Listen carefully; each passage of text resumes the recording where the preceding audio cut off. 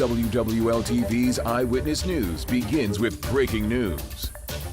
Well, right now, part of South Carrollton Avenue is closed, and it has been for hours as crews work to remove a giant oak tree that fell across the road. Now, this is the view from our drone camera high above that very busy scene. Good evening, everyone, and thank you for joining us. I'm Sharice Gibson. And I'm Katie Moore. It went down just before noon near Spruce Street, also taking some power lines with it. It's quite a mess out there, and Eleanor Tabone is there right now. She's joining us live with the very latest. Eleanor.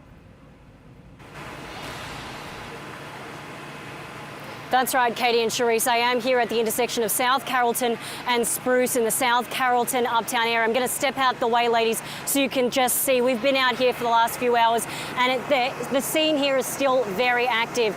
Now, earlier we got this video for you, but you can see this live oak fell on these two cars. Now, I've been told that white truck belongs to the maintenance worker from Stewart Hall School, which is literally next door. We've got this black vehicle which had a woman driving. Now, I spoke to the woman's husband. She was taken by New Orleans EMS to hospital. She is okay. She did not suffer any injuries. She is there for observatory reasons. Her husband did say she did experience some shock, which is very understandable. Now, I did speak to the interim head over at Stewart Hall, Katie and Sharice.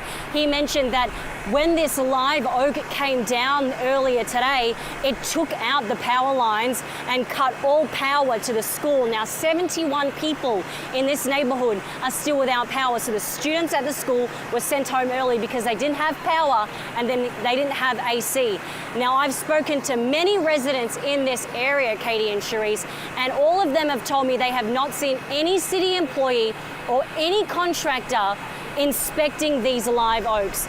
Here's what the interim head told me earlier. Take a listen. But they need to be trimmed so that they are balanced. And that one was not. And so it was heavier out over the street than it was over the sidewalk.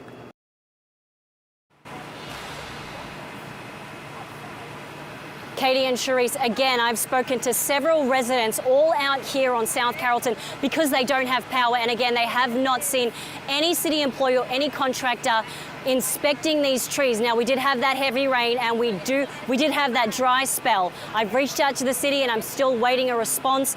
But again, no injuries, and they're still working to get power back to these residents and to clear this tree from the roadway. Reporting live, Eleanor Tabone, Eyewitness News. Well, it's hard to lose such a historic oak tree, but what a mess for